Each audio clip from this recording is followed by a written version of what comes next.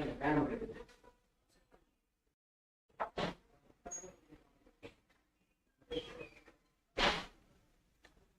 Friends, good morning. இது உங்கள் tape IAS academy. நாம் இன்னைக்கு அக்டோபர் 5ஆம் தேதிக்கான நடப்பு நிகழ்வுகள் பார்க்க இருக்கிறோம். வழக்கம் போல இன்றைய நடப்பு நிகழ்வு கவனமா பாருங்க, நோட்ஸ் எடுத்துக்கிடுங்க. ஈவினிங்ல நடைபெறக்கூடிய டெய்லி கண்டக்ட் டெஸ்ட்ல மறக்காம கலந்துக்கிடுங்க. தேர்வானது டெலகிராம் ஆப்ல நம்மளுடைய டேப் ஐஏஎஸ் அகாடமி அப்படிங்கிற சேனல் நடைபெறும். இதுவரைக்கும் யாரும் நம்முடைய சேனல்ல ஜாயின் பண்ணாம இருந்தீங்கன்னு சொன்னா உங்களுடைய மொபைல் போன்ல டெலகிராம் ஆப் இன்ஸ்டால் பண்ணி மறக்காம சர்ச் பாக்ஸ்ல டேப் ஐஏஎஸ் அகாடமி சர்ச் பண்ணீங்கன்னு சொன்னா நம்முடைய குரூப்ல ஈஸியா ஜாயின் பண்ணிக்கலாம். கரண்ட் அஃபேர்ஸ் தேர்வு மட்டுமல்லாம நம்ம அகாடமி சார்பில் நடத்தப்படக்கூடிய இதர தேர்வுகளையும் இதர தகவல்களையும் நீங்க அறிந்து கொள்ளலாம். நாளை தினம் நடைபெறக்கூடிய வாராந்திர நடப்பு நிகழ்வுகள் தேர்வுகளையும் மறக்காம கலந்துக்கிடுங்க. Sorry for the inconvenience, mike கொஞ்சம் ப்ராப்ளமா இருந்ததுனால தான் நம்ம மைக் சேஞ்ச் பண்ணிட்டு திரும்ப ஸ்டார்ட் பண்றோம். ரைட், நாம இந்த நடப்பு நிகழ்வுகள்ல முதல்ல பார்க்கக்கூடிய புத்துணர்ச்சி வாக்கியம் பாத்தீங்கன்னு சொன்னா, கனவுகள் ஒரு செயலை செய்வதற்கான உத்வேகத்தை தரலாம், ஆனால் வெற்றியை அடைவதற்கு கடின உழைப்பும் விடாமுயற்சியுமே தேவை. சரிங்களா? நாம ஒரு செயலை செய்யணும் அப்படின்னு சொன்னா கண்டிப்பாக நமக்கு ஒரு கனவு இருக்கணும். அந்த கனவை நனவாக்குவதற்காக தான் நம்ம என்ன பண்ணுவோம் அப்படின்னு சொன்னா உழைப்போம். அப்படி நாம கனவை மட்டுமே கண்டுகிட்டு இருந்தோம் அப்படின்னு சொன்னா நம்மளால என்ன பண்ண முடியாதுன்னு சொன்னா வெற்றியாளராக மாற முடியாது. அந்த கனவை நனவாக்குவதற்காக நம்ம என்ன பண்ணணும் அப்படின்னு சொன்னா கடின முயற்சியும் விடாமுயற்சியும் கடின உழைப்பிலையும் ஈடுபடணும். அப்படி ஈடுபட்டா மட்டும்தான் நம்மளால என்ன பண்ண முடியும் அப்படின்னு சொன்னா நாம நினைத்த அந்த கனவை நனவாக்க முடியும். ஆக நாம கனவு காண்பதோடு நின்று விடாம தொடர்ந்து விடாமுயற்சியோட கடின உழைப்போடு மேற்கொண்டோம் அப்படின்னு சொன்னா வெற்றியாளர்களாக மாறலாம். சரிங்களா? கனவுகள் ஒரு செயலை செய்வதற்கான உத்வேகத்தை தரலாம், ஆனால் வெற்றியை அடைவதற்கு கடின உழைப்பும் விடாமுயற்சியுமே தேவை. இவைகள் இல்லாமல் கனவுகள் நிறைவேறாது. சரியா? ரைட், நாம் இன்றைய நடப்பு நிகழ்வுகள்ல முதல்ல பார்க்கக்கூடிய தகவல் என்ன அப்படின்னு சொன்னா, அக்டோபர் 5ஆம் தேதியான இன்றைய தினம் அனுசரிக்கப்படக்கூடிய முக்கியமான தினம் ஒண்ணு பார்க்க இருக்கிறோம். என்ன தினம் அப்படின்னு சொன்னா வேர்ல்டு டீச்சர்ஸ் டே. சரிங்களா? நாம இந்தியாவில் நேஷனல் டீச்சர்ஸ் டே பாத்தீங்கன்னு சொன்னா செப்டம்பர் 5ஆம் தேதி அனுசரிப்போம், இந்தியாவில் இருக்கக்கூடிய ஆசிரியர்களை பெருமைப்படுத்துவதற்காக. ஆனா முழு உலக அளவிலும் இருக்கக்கூடிய ஆசிரியர்களை பெருமைப்படுத்துவதற்காக பாத்தீங்கன்னு சொன்னா வேர்ல்டு டீச்சர்ஸ் டே ஆண்டுதோறும் அக்டோபர் 5ஆம் தேதி அனுசரிக்கப்படுகிறது. ஆசிரியர்கள் நமக்கு எல்லாருமே எவ்வளவு முக்கியமானவங்க அப்படிங்கிற நமக்கு தெரியும். நம்முடைய வாழ்க்கையில ஏதோ ஒரு தருணங்கள்ல நம்மளை முன்னேற்றம் அடை செய்வதற்காக தன்னையே தியாகம் செய்து கொள்ளக்கூடியவங்க தான் யார் அப்படின்னு சொன்னா ஆசிரியர்கள். அவங்க கீழ்மட்ட நிலையில, அதாவது அவங்க ஒரு ஏணியாக அப்படியே இருந்து கொண்டு தன்மேல் ஏறக்கூடிய மாணாக்கர்கள் என்ன பண்ணுறாங்க அப்படின்னு சொன்னா உயர்ந்த கனவுகளை லட்சியங்களை அடைவதற்கான வாய்ப்புகளை ஒரு சூழலை அந்த மாணாக்கர்களுக்கு அவங்க உருவாக்கி கொடுக்காங்க, ஏற்படுத்தி கொடுக்குறாங்க. அந்த அடிப்படையில மாணாக்கர்களுடைய கனவுகளை மெய்ப்பிப்பதில் ஆசிரியர்களுடைய பங்களிப்பு அப்படிங்கிறது அளப்பரியது. ஒரு சமூகம் ஆரோக்கியமான ஒரு நல்ல ஒரு சமூகமாக மாறுவதற்கும் ஆசிரியர்களுடைய பங்களிப்பு அப்படிங்கிறது அளப்பரியது. அந்த அடிப்படையில நம்மளுடைய ஆசிரியர்களை பெருமைப்படுத்துவதற்காக, முழு உலகத்திலும் இருக்கக்கூடிய ஆசிரியர்களை பெருமைப்படுத்துவதற்காக ஆண்டுதோறும் அக்டோபர் 5ஆம் தேதி பாத்தீங்க அப்படின்னு சொன்னா வேர்ல்டு டீச்சர்ஸ் டே, உலக ஆசிரியர்கள் தினம் அனுசரிக்கப்படுகிறது அப்படிங்கிறத நாம் இந்த இடத்துல பார்க்கிறோம். இந்த இடத்திற்கான தீம் கருப்பொருள் பாத்தீங்கன்னு சொன்னா towards a new social contract for education. சரிங்களா?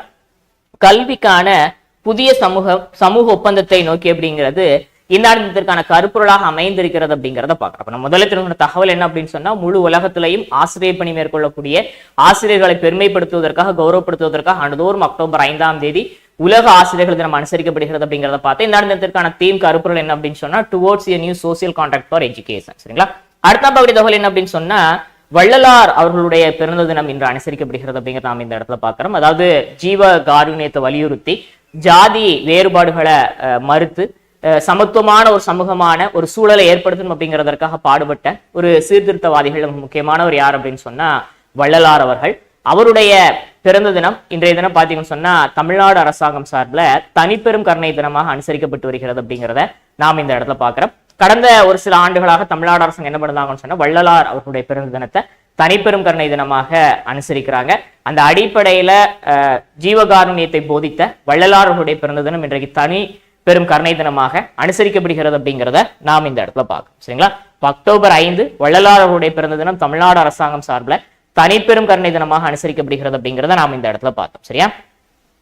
அடுத்த பகுதி தகவல் என்னன்னு சொன்னா PM கிசான் திட்டம். PM கிசான் திட்டம் அப்படிங்கிறது 2019 இந்திய அரசாங்கத்தால் உருவாக்கப்பட்ட ஒரு திட்டம் தான். என்ன அப்படின்னு சொன்னா PM கிசான் திட்டம். அதாவது இந்தியாவில் 2 ஹெக்டேர் வரையிலான நிலமுள்ள விவசாயிகள் இருக்கிறாங்க இல்லையா, இவங்களுக்கு வருடந்தோறும் பாத்தீங்கன்னு சொன்னா ஒரு 6000 ரூபாய் நிதி உதவி வழங்கக்கூடிய ஒரு திட்டம் தான் என்ன அப்படின்னு சொன்னா PM கிசான் திட்டம்.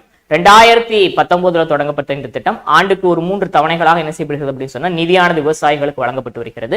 அந்த அடிப்படையில கொஞ்சம் சில நாட்களுக்கு முன்னால பாத்தீங்க அப்படின்னு சொன்னா 18வது தவணைக்கான பணம் விடுவிக்கப்பட்டது. தற்பொழுது பாத்தீங்க அப்படின்னு சொன்னா 17வது தவணை கடந்த ஒரு சில தினங்களுக்கு முன்னால் விடுவிக்கப்பட்டது. தற்பொழுது பாத்தீங்கன்னு சொன்னா 18 தவணையாக பணம் இப்பொழுது விவசாயிகளுக்கு வழங்கப்பட இருக்குது.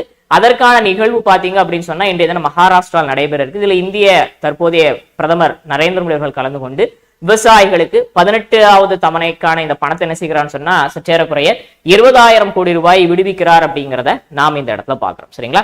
இதன் மூலமாக நாடு முழுக்க பாத்தீங்கன்னு சொன்னா சற்றேறக்குறைய 11 கோடிக்கும் மேற்பட்ட விவசாயிகள் என்ன பண்ணுவாங்க அப்படின்னு சொன்னா பலனடைவாங்க அப்படிங்கிறது குறிப்பிடத்தக்கது. இதுவரைக்கும் அதாவது இப்ப விடுவிக்கப்படக்கூடிய இந்த தொகையும் சேர்த்து பாத்தீங்கன்னு சொன்னா இந்த திட்டத்துல இதுவரைக்கும் சற்றேறக்குறைய 3.45 லட்சம் கோடி ரூபாய் என்ன செய்யப்பட்டிருச்சுன்னா விவசாயிகளுக்கு நிதி உதவியாக வழங்கப்பட்டுள்ளது அப்படிங்கிறது குறிப்பிடத்தக்கது. சரிங்களா? நம்ம தெரிஞ்ச தகவல் என்ன அப்படின்னு சொன்னா இந்தியாவில் 2 ஹெக்டேர் வரையிலான நிலங்களை பெற்றிருக்கக்கூடிய விவசாயிகளுக்கு ஒரு ஆண்டுக்கு சற்றேறக்குறைய 6,000 ரூபாய் நிதி உதவி வழங்குவதற்காக PM கிசான் திட்டம் 2019 இந்திய அரசாங்கத்தால் உருவாக்கப்பட்டது.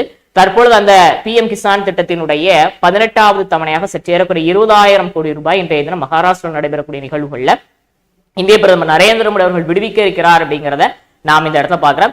இன்று விடுவிக்கப்படக்கூடிய இந்த தொகையும் சேர்த்து சற்றேறக்குறைய இந்த திட்டத்தில் இதுவரைக்கும் பாத்தீங்கன்னா விவசாயிகளுக்கு 3.45 லட்சம் கோடி ரூபாய் நிதி உதவியாக வழங்கப்பட்டிருக்கிறது.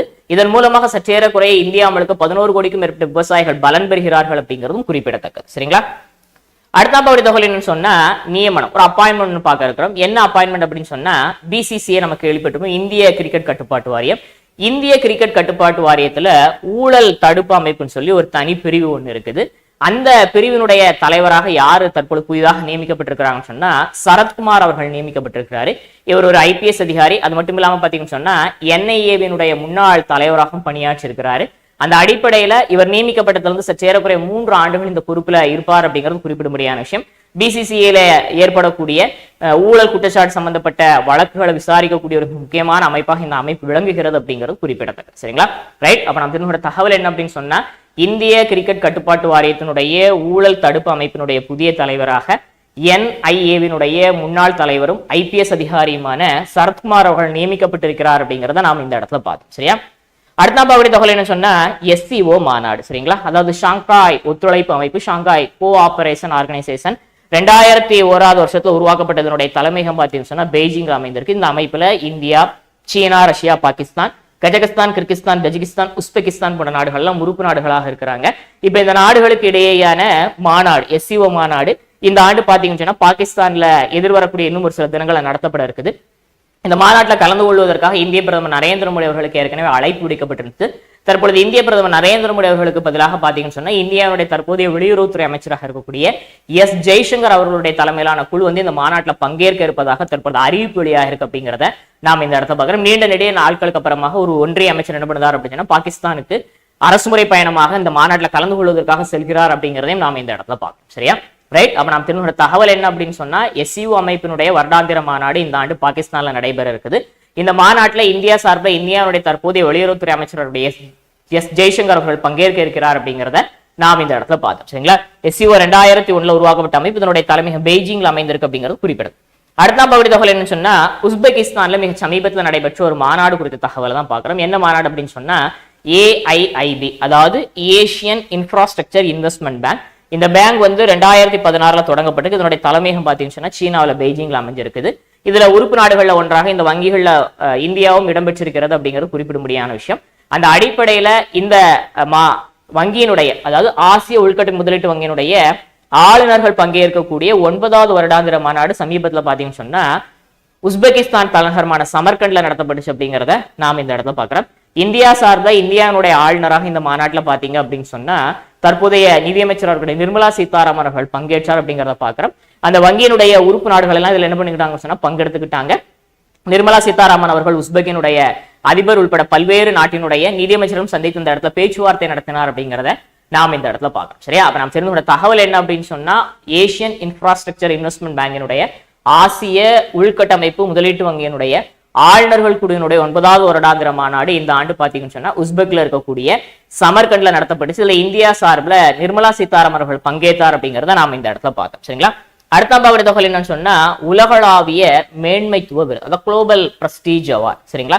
அதாவது இங்கிலாந்து நாடாளுமன்றத்தினுடைய ஹவுஸ் ஆஃப் லார்ட்ஸ் சார்பில் இந்த விருதானது வழங்கப்பட்டிருக்குது. யாருக்கு வழங்கப்பட்டிருக்குன்னு சொன்னா இந்தியாவில் பாலிவுட் திரைப்பட தயாரிப்பாளராக இருக்கக்கூடிய வினோத் பச்சன் அவர்களுக்கு இந்த விருது வழங்கப்பட்டிருக்கு அப்படிங்கிறத பாக்குறேன். எதற்காக விருது வழங்கப்பட்டிருக்கு அப்படின்னு சொன்னா இந்திய சினிமா துறையில அவர் ஆட்சிய பங்களிப்பை மேன்மைப்படுத்துவதற்காக, சிறப்பு செய்வதற்காக, அது மட்டும் இல்லாம ஒரு கலாச்சார ரீதியாக இந்தியாவுக்கும் இங்கிலாந்துக்கும் இடையே ஒரு தூதராக, ஒரு உறவு பாலமாக அவர் அமைந்திருந்ததன் காரணத்தினால என்ன செய்யப்பட்டிருக்கு அப்படின்னு சொன்னா அவருக்கு இந்த விருதானது இங்கிலாந்து நாடாளுமன்றத்தினுடைய அந்த ஹவுஸ் ஆஃப் லார்ட்ஸ் அப்படிங்கக்கூடிய அமைப்பு சார்பில் வழங்கப்பட்டுள்ளது அப்படிங்கிறத நாம இந்த இடத்துல பார்க்கிறோம். சரிங்களா? ரைட். அப்ப நம்ம தெரிஞ்ச ஒரு தகவல் என்ன அப்படின்னு சொன்னா பாலிவுட் திரைப்பட தயாரிப்பாளர் வினோத் பச்சன் அவர்களுக்கு இங்கிலாந்து நாடாளுமன்றத்தினுடைய ஹவுஸ் ஆஃப் லார்ட்ஸ் சார்பில் உலக மேன்மைத்துவ விருது, அதாவது குளோபல் பிரஸ்டீஜ் அவார்டு வழங்கப்பட்டிருக்கு அப்படிங்கிறத பார்க்கிறோம். இந்திய சினிமா துறைக்கு அவர் ஆட்சிய பங்களிப்பை சிறப்பு செய்வதற்காக இந்த விருது வழங்கப்பட்டிருக்கிறது அப்படிங்கிறது குறிப்பிடத்தக்கது. சரிங்களா? ரைட். நம்ம ரீகேப் பார்க்க ஆரம்பத்தில் என்ன பார்த்தோம் அப்படின்னு சொன்னா ஒவ்வொரு ஆண்டும் அக்டோபர் 5ஆம் தேதி உலகளாவிய அளவில் வேர்ல்ட் டீச்சர்ஸ் டே அனுசரிக்கப்படுகிறது. ஆசிரியர்களை பெருமைப்படுத்துவதற்காக, கௌரவப்படுத்துவதற்காக. அந்த அடிப்படையில் இந்த ஆண்டு தீம் கருப்பொருள் என்ன அப்படின்னு சொன்னா towards new social contract for education அப்படிங்கிறத பார்த்தோம். அடுத்தாக தமிழ்நாடு அரசாங்கம் சார்பில் ஆண்டுதோறும் அக்டோபர் 5ஆம் தேதி வள்ளலார் அவருடைய பிறந்த தினம் வந்து தனிப்பெரும் கருணை தினமாக அனுசரிக்கப்படுகிறது அப்படிங்கிறத பார்க்கிறோம். ஜீவகாருண்யத்தை வலியுறுத்தி சாதிய வேறுபாடுகளை வேறறுத்த ஒரு முக்கியமான சமூக சீர்திருத்தவாதியாக வள்ளலார் கொண்டாடப்படுகிறார் அப்படிங்கிறது குறிப்பிடும்படியான விஷயம். அடுத்தாக இந்திய கிரிக்கெட் கட்டுப்பாட்டு வாரியத்தில் ஊழல் தடுப்பு அமைப்பினுடைய புதிய தலைவராக NIA-வினுடைய முன்னாள் தலைவரும் IPS அதிகாரியுமான சரத்குமார் அவர்கள் நியமிக்கப்பட்டிருக்கிறார் அப்படிங்கிறத பார்த்தோம். அடுத்து 2019 இந்தியாவில் PM கிசான் திட்டம் தொடங்கப்பட்டது. அதாவது 2 ஹெக்டேர் விவசாய நிலம் உள்ள விவசாயிகளுக்கு ஓராண்டுக்கு 6000 ரூபாய் 3 தவணைகளாக நிதியுதவி வழங்கக்கூடிய திட்டம் தான் என்ன அப்படின்னா PM கிசான் திட்டம். இப்ப இந்த திட்டத்தின் அடிப்படையில 18வது தவணையாக சற்றேறக்குறைய 20,000 கோடி ரூபாய் பணத்தை இன்றைய தினம் மகாராஷ்டிரா நடைபெறக்கூடிய நிகழ்வுகள்ல இந்தியா முழுக்க இருக்கக்கூடிய சற்றேறக்குறைய 11 கோடிக்கும் மேற்பட்ட விவசாயிகளுக்கு இந்திய பிரதமர் விடுவிக்கிறார் அப்படிங்கிற தகவல் நாம பார்த்தோம். இதன் மூலமாக இந்த திட்டத்தில் சற்றேறக்குறைய இதுவரைக்கும் பாத்தீங்கன்னா 3.45 லட்சம் கோடி ரூபாய் விடுவிக்கப்பட்டுள்ளது அப்படிங்கிறது குறிப்பிடத்தக்க. சரிங்களா? அடுத்த பார்த்த தகவல் என்ன அப்படின்னு சொன்னா ஆசிய உள்கட்டமைப்பு முதலீட்டு வங்கியினுடைய ஆளுநர்கள் பங்கேற்கக்கூடிய 9வது வருடாந்திர கூட்டம் உஸ்பெக்ல இருக்கக்கூடிய சமர்கண்ட்ல நடத்தப்பட்டுச்சு அப்படிங்கறத பார்த்தா இந்தியா சார்பில் இந்தியாவுடைய ஆளுநராக ஒன்றிய நிதித்துறை அமைச்சர் நிர்மலா சீதாராமன் அவர்கள் இந்த மாநாட்டில் பங்கெடுத்தாங்க. ஏசியன் இன்ஃப்ராஸ்ட்ரக்சர் இன்வெஸ்ட்மெண்ட் வங்கி AIIB பாத்தீங்கன்னா 2016 தொடங்கப்பட்ட ஒரு வங்கி. இதனுடைய தலைமையகம் பெய்ஜிங்ல அமைந்திருக்கிறது அப்படிங்கிறது குறிப்பிடத்தக்கது. அடுத்தாக பாத்தீங்கன்னு சொன்னா 2001 தொடங்கப்பட்ட ஷாங்காய் கோஆபரேஷன் ஆர்கனைசேஷன், ஷாங்காய் ஒத்துழைப்பு அமைப்பினுடைய வருடாந்திர மாநாடு இந்த ஆண்டு பாகிஸ்தானால் நடத்தப்படுகிறது. இந்த மாநாட்டில் பங்கெடுப்பதற்காக இந்திய பிரதமருக்கு அழைப்பு விடுக்கப்பட்டுச்சு. இந்திய பிரதமருக்கு பதிலாக இந்தியாவுடைய தற்போதைய வெளியுறவுத்துறை அமைச்சர் இருக்கக்கூடிய ஜெய்சங்கர் அவருடைய தலைமையிலான குழு என்ன செய்யப்படுகிறது இந்த மாநாட்டில் பங்கெடுப்பதாக தற்பொழுது செய்தி வெளியாக இருக்கிறது அப்படிங்கிறத பார்த்தோம். இந்த SCO-னுடைய தலைமையகம் பாத்தீங்கன்னா பெய்ஜிங்ல சீனால அமைஞ்சிருக்கு. இதுல இந்தியா, சீனா, Russia, Pakistan, Kazakhstan, Kyrgyzstan, Tajikistan, Uzbekistan போன்ற நாடுகள் உறுப்பு நாடுகளாக இருக்கிறாங்க அப்படிங்கிறது குறிப்பிடத்தக்க. சரிங்களா? அடுத்தாக பாத்தீங்கன்னா இங்கிலாந்து நாடாளுமன்றத்தினுடைய ஹவுஸ் ஆஃப் லார்ட்ஸ் சார்பில் இந்திய சினிமா துறைக்கு ஆட்சிய பங்களிப்பை சிறப்பு செய்வதற்காக பாலிவுட் திரைப்பட தயாரிப்பாளர் ஒருவர் வினோத் பச்சன் அவர்களுக்கு குளோபல் பிரஸ்டீஜ் அவார்டு, உலக மேன்மைத்துவ விருதானது வழங்கப்பட்டு கௌரவிக்கப்பட்டுள்ளார் அப்படிங்கறத நாம இந்த இடத்துல பார்த்தோம். சரிங்களா? இன்றைய நடப்பு நிகழ்வுகள் உங்களுக்கு பயனளிக்கக்கூடிய வகையில் இருந்திருக்கு நான் நினைக்கிறேன். இந்த வீடியோ உங்களுக்கு பிடிச்சிருந்து சொன்னா லைக் பண்ணுங்க, ஷேர் பண்ணுங்க, சப்ஸ்கிரைப் பண்ணுங்க. மறக்காம ஈவினிங்ல நடைபெறக்கூடிய டெய்லி கண்டெஸ்ட் டெஸ்டில் கலந்துக்கிடுங்க. நாளை தினம் நடைபெறக்கூடிய வாராந்திர நடப்பு நிகழ்வு தேர்வுகளில் மறக்காம பங்கெடுத்துக்கிடுங்க. மீண்டும் திங்கட்கிழமை சந்திப்போம். தேங்க்யூ.